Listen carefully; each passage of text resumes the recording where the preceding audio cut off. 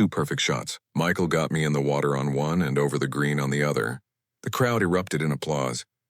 They screamed, raged, and even abandoned their rounds mid-play. From golfers completely melting down on their caddies to heated arguments that detonated during competition, these are the most controversial confrontations in golf history. The United States was dominating with a commanding 9-3 lead at Whistling Straits. Team Europe was desperate for momentum. Then Jon Rahm stepped up to the tee on a critical par 5. His front foot slipped, and his drive rocketed into Lake Michigan. In match play, every shot carries weight. Rahm's mistake had just handed America a golden opportunity. All four players, Rahm, Sergio Garcia, Jordan Spieth, and Brooks Koepka, agreed exactly where the ball crossed the hazard line. Case closed, until a course spotter insisted it had crossed 20 yards farther up the shoreline. 20 yards on a par 5 changes everything. That's the difference between going for the green versus being completely out of position. And Jordan Spieth wasn't having it. That's not where it crossed, Spieth argued, pointing to the original spot. Adam Hayes, Rahm's caddy, immediately jumped in to defend his player. What started as a rules clarification exploded into a heated exchange. Voices rose, fingers pointed. Reporter Jim Bones Mackay described the exchange as animated and quite fired up. At one point, Spieth could be heard saying, "I never raised my voice at all, buddy," a clear signal that Hayes thought otherwise. The ruling went with the original spot. Rahm took his drop farther back. The Americans won the hole and eventually the match. What should have been a routine drop became one of the week's most charged moments, proof that the Ryder Cup's biggest fireworks don't always come from the golf itself. Lee Hodges stood over his ball on the 10th hole, staring down a shot that could make or break his round. Water guarded the front of the green, and the margin for error was practically non-existent. This is the kind of moment where careers are defined, not by the shot itself, but by the conversation that happens before it. Lee was torn between a 4-iron and something longer. His natural instinct was telling him one thing, but his caddy J.D. Desbiens was seeing something completely different. The lie was tricky, sitting on an upslope that would significantly affect the ball flight. Wind conditions were swirling. One wrong calculation, and they'd be looking at a watery grave for the golf ball. The debate started heating up. Lee thought the 4-iron might be too much club, but Desbiens had other ideas. He was calculating the upslope, the wind, the adrenaline factor, all the variables that separate tour professionals from weekend warriors. My other argument is we're on an upslope here. So that's turning into a 6-iron anyways, isn't it? Desbiens reasoned. Yes, yeah. So that's why that 4-iron could be a 5-iron. Perfect, Lee agreed. Sometimes it's that simple. Lee pulled the trigger with complete confidence, sending a high draw that landed softly on the green. You like that one? The result spoke for itself. Tiger Woods was in the zone at the 2002 Skins game at Landmark Golf Club, and every shot mattered. Woods stood over his ball in a greenside bunker on the 18th hole, visualizing the trajectory reading the sand. Then click, a camera shutter, loud, right during his backswing. Woods backed off, visibly irritated. Steve Williams, his fiercely loyal caddy, spun around immediately. He'd already asked the fan once to stop, then twice. Now the guy had clicked again at the worst possible moment. Williams walked directly toward the spectator without hesitation. "Give me the camera," Williams demanded. The fan looked confused, clutching his expensive camera like it might protect him. Williams wasn't asking anymore. He grabbed it, wrestled it from the man's grip, and without breaking stride walked straight to the edge of the pond surrounding the 18th green. He dropped it in. The camera hit the water with a splash, gone. The gallery stood in stunned silence. Security didn't know whether to intervene or let it play out. Woods didn't even turn around. He'd already gone back to preparing his shot, trusting Williams had handled it. Later, Woods defended his actions without apology. The fan had been warned. Silence during a player's swing isn't a suggestion. It's sacred. And Steve Williams wasn't about to let anyone disrespect Tiger Woods on his watch. The incident became legendary. At the 2015 PGA Championship at Whistling Straits, Bubba Watson ripped a 313-yard drive into the rough on the par 5 fifth and found his ball on what looked like an anthill. He called over a rules official, and a simple ruling turned into an on-the-spot biology lesson that had everyone cracking up. It's a burrowing animal digging a hole. The way you look at it, Watson argued. Watson's logic was simple. Under Rule 25.1, Golfers get relief from holes made by burrowing animals. Ants dig holes. Therefore, ants must be burrowing animals. Case closed, right? Not so fast. The officials said they're not classified as burrowing animals, they're just loose impediments. But Watson wasn't backing down. He pushed the logic further. It's either an ant bed or an animal digging a hole. It can't be neither. Their tunnel making is what we're calling them this week, the official explained. Watson wasn't done yet, though. So if some guy was allergic to ants and he got an ant on him, you could care less? Well, we'd care, but it's only if they're dangerous ants, like the biting fire ant ones. Right, I got you, Watson conceded. The conversation ended with Watson accepting the ruling, but not before giving golf fans one of the most entertaining rules discussions ever recorded. The relationship had been fraying for holes. Small comments, passive-aggressive jabs, the kind of tension that builds when two people have spent too much time together and one bad shot could detonate everything. Robert Allenby was grinding through another frustrating round at the 2015 RBC Canadian Open. Nothing was working. Every miss felt personal, and Mick Middlemoe, his longtime caddy, was right there for every agonizing moment. Then it happened. After yet another poor shot, Allenby snapped. The verbal abuse came fast and ugly. Middlemoe had dealt with plenty over the years, but this crossed a line. Words were exchanged, voices raised. The gallery fell silent, watching the implosion unfold in real time. Middlemoe made his decision. He dropped the bag on the fairway and walked off mid-round. Done. Allenby stood there bagless with holes still to play. He looked around desperately and spotted someone in the crowd, a school principal named Tom Foley. "Can you carry my bag?" Foley said yes. The amateur stepped inside the ropes and became Allenby's caddy for the rest of the round, navigating yardages and club selections he had no business knowing. The gallery was stunned. This wasn't a caddy swap during a practice round. This was a complete meltdown broadcast to everyone watching. By the time Allenby signed his scorecard, the damage was permanent. The partnership was over, and golf had witnessed one of its most uncomfortable public breakups. At the 2018 Charles Schwab Challenge at Colonial Country Club, Kevin Na found his ball in trouble behind a massive tree, and his longtime caddy Kenny Harms was about to get schooled in the fine art of ignoring good advice. "I think I can pull it off," Na said confidently. Harms wasn't buying it. He broke down why this shot was risky. "It's going to get on the green, yeah, but over the green is dead." Na was confident. Harms wasn't having it. This guy had been caddying for over 30 years. Worked with Hall of Famers like Hale Irwin and Raymond Floyd. He knew what he was talking about. This shot was madness. "As long as you're okay with this club," Harms warned. "I'm not okay with either one of them." "I'm going with it," Na insisted. Na pulled the hybrid and let it rip. The ball went exactly where Harms predicted, way over the green, but it also ended up near a grandstand, meaning free relief from there. Na chipped in for one of the most improbable birdies you'll ever see. "Well, Kenny's been working for me 10 years and I always like to prove him wrong," Na said with a grin. It happened in May 2025, first round of the Memorial Tournament. Jordan Spieth's tee shot on the par 5 fifth hole hit a tree and bounced backward into the thick rough. The grass was growing against him. The angle was terrible and he was already 2 over par through 4 holes. It was 230 yards to fly the water. Michael Greller was suggesting a safer play. Hit it back to the fairway, take their medicine, try to make 5. But Spieth was spinning through every scenario. What if it doesn't reach the fairway? Does he have to lay up again? Can he still make 5? Michael Greller, his longtime caddy, was trying to be the voice of reason. "Since you hit it here, hitting your third up on the front number, we're trying to make a 5. But Spieth was deep in analysis paralysis, and then he just reached his breaking point.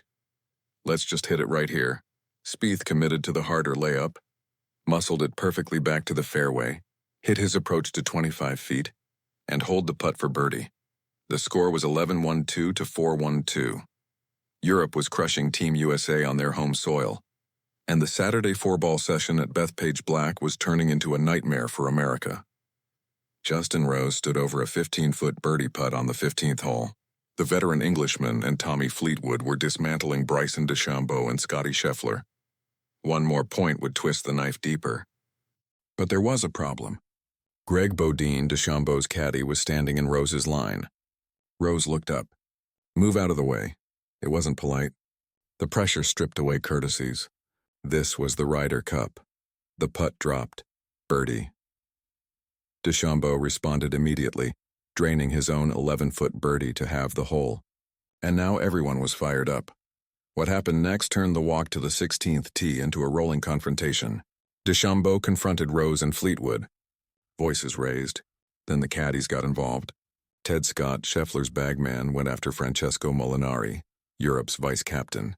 Multiple fronts opened up simultaneously. Eduardo Molinari, Fleetwood's caddy, stepped between Francesco Molinari and Scott, physically separating them. Calls of play-on echoed. By the 16th tee, the fire had been dampened. Rose and Fleetwood closed out the match 3-2. Handshakes were exchanged.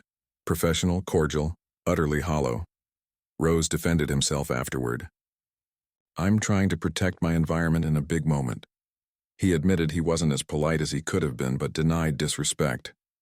Ted Scott issued a public apology to Molinari. U.S. Captain Keegan Bradley shrugged. Things happen. The final round at Royal Portrush was slipping away. Sergio Garcia had already endured 3 frustrating days, and Sunday was turning into another grind. Every shot felt heavy. Every miss compounded the last. On the 5th hole, Garcia stepped up to the tee. He needed something good, anything. The drive was terrible, a pull slicing away from the fairway into trouble again. Garcia's jaw clenched. His shoulders dropped. The anger that had been simmering all week finally boiled over.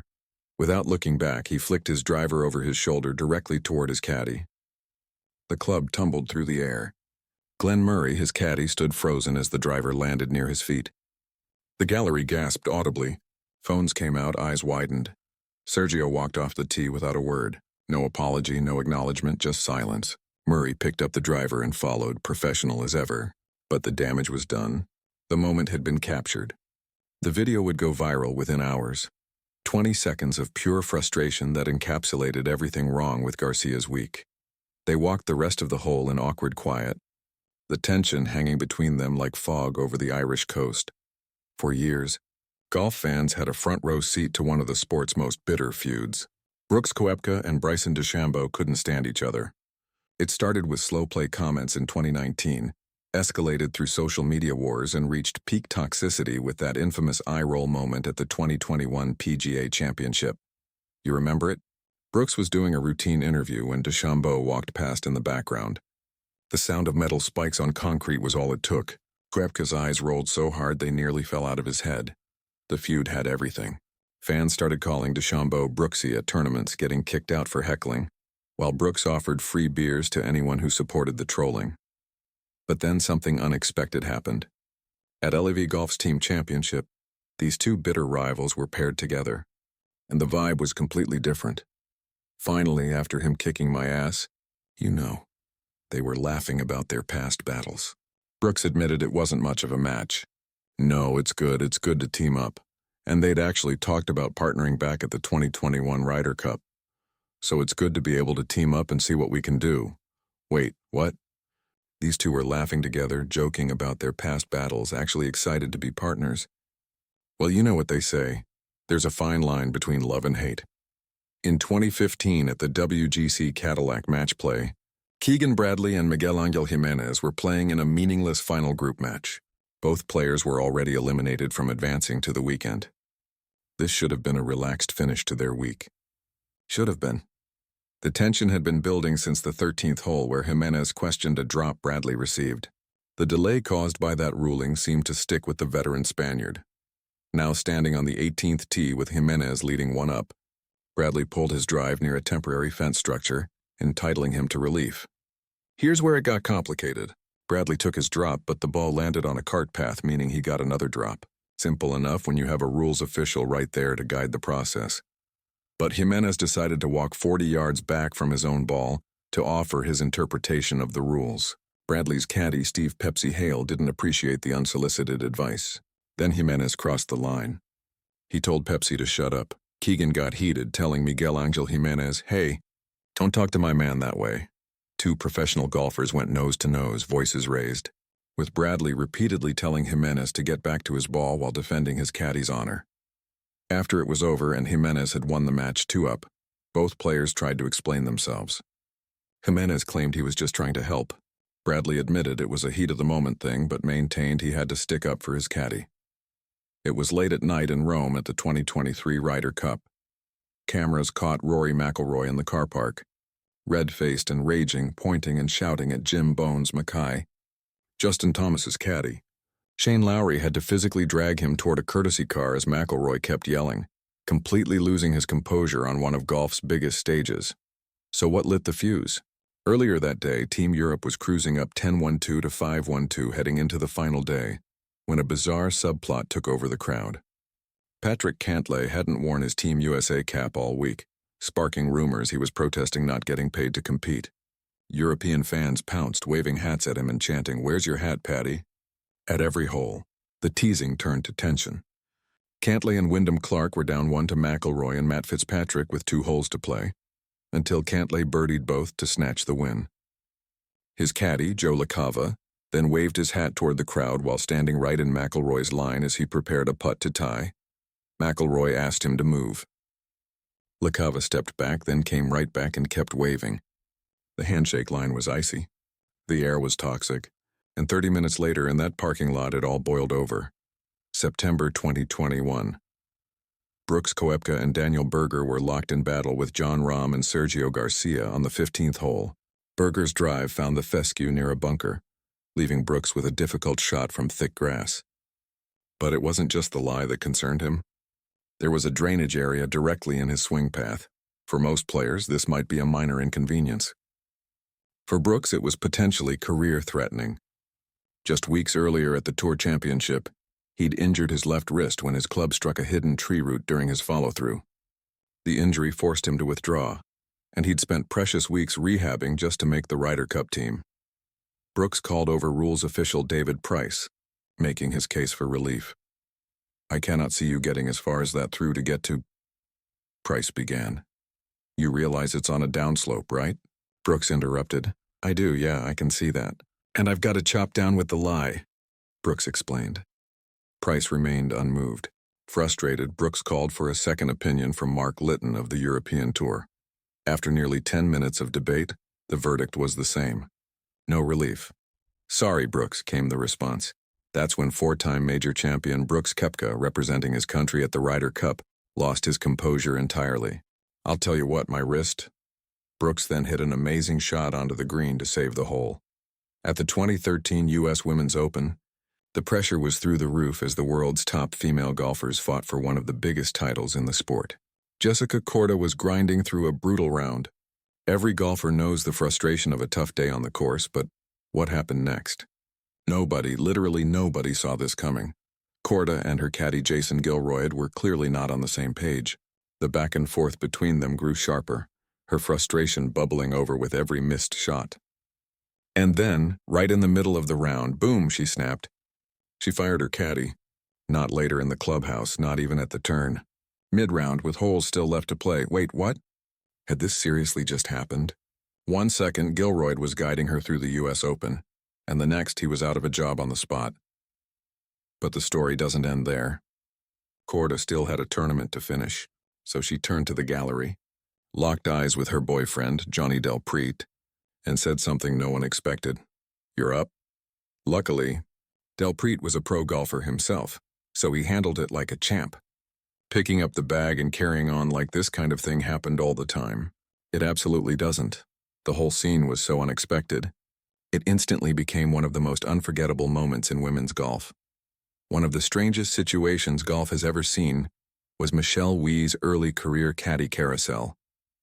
Imagine you're Greg Johnston, a veteran caddy with an incredible resume. You've won 4 majors with Julie Inkster. You've just helped Michelle Wie tie for 26th at the British Open.